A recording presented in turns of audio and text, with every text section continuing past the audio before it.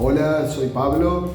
Somos autores de Dino Delivery. Nuestra central es el lanzamiento de dados y el cumplimiento de contratos. La regla que más costó definir fue la del contrato de paz, que consiste en regalar un recurso a otro jugador, porque nadie quiere regalar nada en un juego de mesa. Hoy que pueden llegar a disfrutar más de este juego son los más pequeños. Es un juego para disfrutar en familia. Lo gracioso de este juego es ver a los chicos jugar y ver cómo disfrutan viendo a los dinosaurios en moto, en bicicleta. Elegiría un dino, una hamburguesa y una moto. Me gustaría enfrentarme a Spielberg, el director de Jurassic Park, a ver qué pasaría ahí.